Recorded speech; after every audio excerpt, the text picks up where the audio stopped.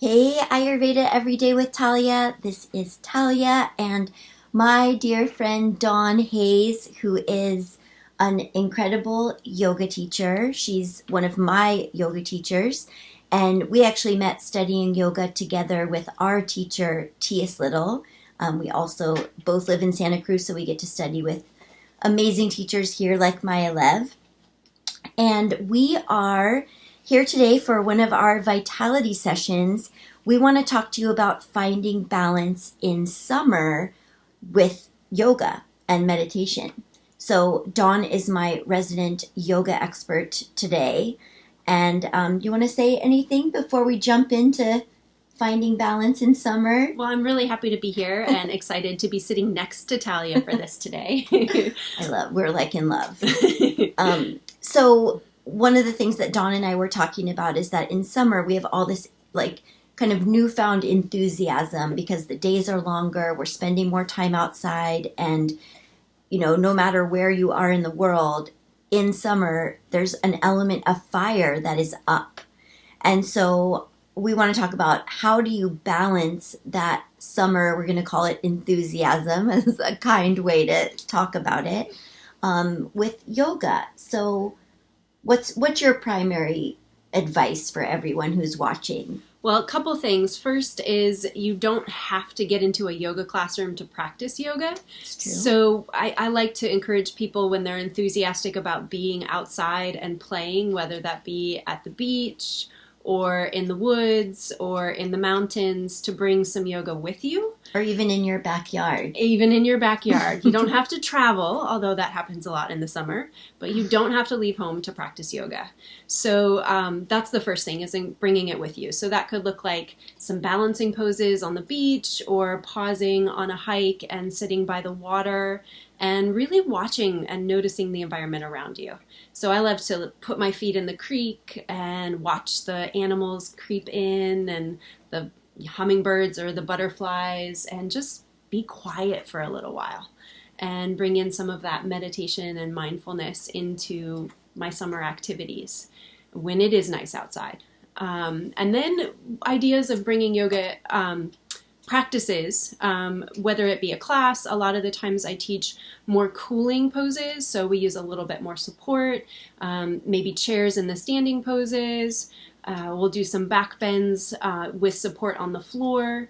Like a belly back bend? Like a belly back bend, Okay. Exactly. Belly down, or over a bolster or a blanket. So you Okay. can use like a pillow and place it crossways with your torso, with your spine, and just let your chest open, bringing your arms out to the sides. You'll get an opening across the front of the chest, and that can feel really cooling and soothing, and really can help to alleviate any sort of tension in the chest. Yeah. Which feels hot to me a lot of the times.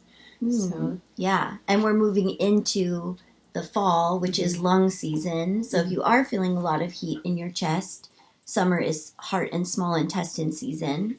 It is really good. It's important, actually, that you really clear that excess heat and not just let it kind of fester or get too strong in one location, other than your belly. But even there, it can become too hot. The fire can burn too hot, and then you've got loose stool or diarrhea or, acid reflux from too much heat. One thing someone in this group mentioned the other day about sleep, she's a Pitta predominant woman, and summer is a Pitta season, and she was asking what position she should sleep in. And so I'm just going to present it here because it was an interesting little dialogue. I was thinking about how, even for women when we're on our moon, and in menopause, one of the ways we make a yoga practice more cooling is to take the feet apart and the legs apart. So your idea of standing in the creek, I love that, but I would definitely, stand with your feet apart so that the inner lines of your legs, that blood flow is getting lots of space. Definitely. And so the idea for this woman who asked the question was to sleep with a pillow between her knees. And then somebody else added on, oh yeah, and if she slept on her right side, then her left lung and her left nostril would be more, on top. It would be more open. And the left side of your body, the left side in general, is the more cooling, yin receiving, moon side of the body. So, Yeah. do you have anything to add to that? Yeah, doing things that bring space. And, if you're going to do movements on, standing poses outside, wide feet, whether it be hip distance or even wider, can be really helpful to bring in that cooling element. And going slow, Yeah. especially if you're doing a lot of outdoor activities where you're in the sun, taking some time to sit and do things much slower with more support, more of a restorative style practice. I have a practice on my website and on YouTube called Soak and Settle. That's a great one for summertime because you are mostly supported by the floor. Your spine is able to be held by the earth, and you get to move and slide and glide with a lot of ease. And especially if you're outside, either working in your garden or playing in the sun, coming back inside and going more cooling, more soothing can really balance that out. Right. So it's not always. Oh, hey, someone commented. Let me see what the comments say. We just passed through a very hot summer in San Miguel, and now we have rain, which is so refreshing. Awesome. Yeah, try to sleep like that tonight. Let us report back to us. Yeah, so to go off what you were just saying, oh shoot, what was I going to say? Maybe not, I forget. Anyway, I forget. It'll come back to me. Yeah. Yeah, and then the sitting practice as well. Like when, I know what I was going to say, is a lot of the people in this group in particular are into yoga teachers, or wanting to be yoga teachers. And so, yoga is a huge theme. I think that's how a lot of people find Ayurveda, is through their yoga teacher or a yoga training of some kind. It's how I heard about it for the first time myself. Same here. Yeah. And in Ayurveda, there are poses to balance each and every dosha, and that's something that we can get into in much more detail, and we will actually in a couple of minutes. But in the West anyway, there's a lot of yoga means you are just flow and glow. It's fast and it's exercise and you're sweating and you're doing it to get a good workout.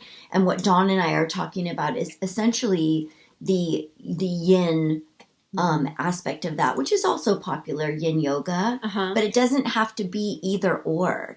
I think what you're really saying is add that restorative, cooling essence to whatever practice you're doing, even if it's running up a mountain or swimming in a lake that you biked to, right? Like bring it in wherever you can, and that will add so much cool, refreshing, soothing.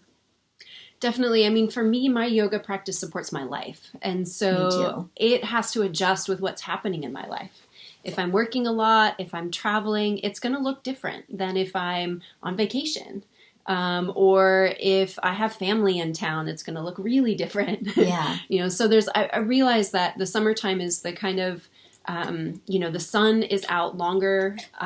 We have longer days, so we can easily end up in a state of burnout and think that we're supposed to practice yoga a certain way, and that just contributes to that burnout because we're not accommodating how the seasons are shifting or how our needs are changing a little bit. And so I like to encourage people to have a really wide idea of what their yoga practice looks like and what it includes. And you might not do a single asana and still call it yoga. It might be, like I suggested, sitting by the creek, or taking a few moments in the morning in your home and watching your breath, kind of checking your weather, is another kind of analogy I like to use, so that you get a chance to feel what's happening inside your body. What is your internal weather? Are you feeling tired? Are you feeling excited? Are you feeling anxious?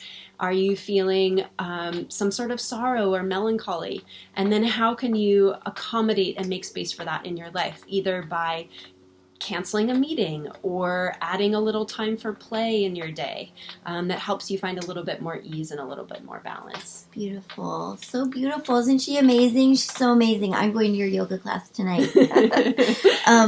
So I had Dawn on the Vitality session today because we are actually teaming up again. We've already teamed up before, but we're teaming up because Dawn is teaching a yoga teacher training that starts on August 30th, 2019, here in Santa Cruz. And I am teaching the Ayurveda component of her teacher training. And so I just want everyone in here to know that that's happening. Like I said before, a lot of you are really interested in yoga, and I know that. And she's such an incredible teacher. And there's a couple other teachers who are also part of this group, I believe, who are going to be contributing their wisdom to the course. Lori Broderick-Burr, she's like the anatomy wizard of yoga, at least here in Santa Cruz. But definitely. So far, kinesiology expert. And Amy Matthews, who is another just total superstar yoga teacher, yoga student. We've all been yoga students together for years. And so if you want to learn more about Dawn's yoga teacher training, just go to her website. It's dawnhayesyoga.com. On her website, you can read about the teacher training and see what all is involved. And you can also email her and get on a phone call with her to learn more about it and if it's the right fit for you. Definitely. And then I have something special for anybody from Ayurveda Everyday with Talia who signs up for Dawn's yoga teacher training. I have a special yoga and Ayurveda gift for you. Ooh. So you just need to tell Dawn that that's how you heard about it. And yeah. And so there's one question here. Frozen treats are so much fun in the summer, but I generally avoid iced water. Smart. How do you feel about icy pops or it's it bars? Okay, well I don't think about it's it bars anymore because they're so wheat, flour, and sugar, and you could make your own it's it bar if you're really wanting some ice cream with cookies. What I would do is I would make a raw dessert, like in my cookbook, the Ayurvedic Vegan Kitchen. I have a recipe for dadus. Dawn knows dadus. I mean, it's made from raw tahini, medjool dates, raisins, raw cacao nibs, cacao powder. You can do your own variation. You can use any nut or seed butter. You can use carob powder, which is more alkaline forming for summer than cacao, less stimulating. But I would make something like that because it's going to digest really easily. And then pair that with something like coconut bliss that you leave out of the freezer for 10 or 15 minutes so that it's going to still be cold, but it won't be icy. It'll be cold and it'll be so satisfying. And then as far as icy pops, again, if you make them yourself and you're using really high quality sheep's milk yogurt and fresh fruit from your garden or the farmer's market, like why not put some spices in it like cardamom or cinnamon, maybe even a little bit of fresh turmeric root you could grate. And then the same principle is eat them when they're not like crazy super frozen. Just leave them out. I mean, in Santa Cruz, it's not that hot here, so I could leave I could leave coconut bliss on my counter for 20 minutes and be like, oh, cool. Whereas if you're in the middle of Missouri, you might be like, oh my God, it's out for 2 minutes and it's already melted. So, you got to figure out what works for you in the climate where you are. But anyway, thank you so much for tuning in. And again, to talk to Dawn about her seriously awesome yoga teacher training. And it's going to be very small.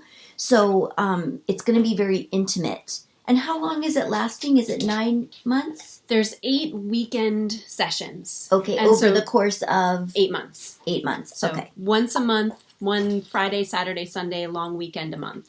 Okay. Yeah. Okay, cool. Yeah. So dawnhayesyoga.com, and I'll post the link in the show notes here as well. Okay, thanks so much. Thank you. Thanks, Dawn. Thanks, Delia.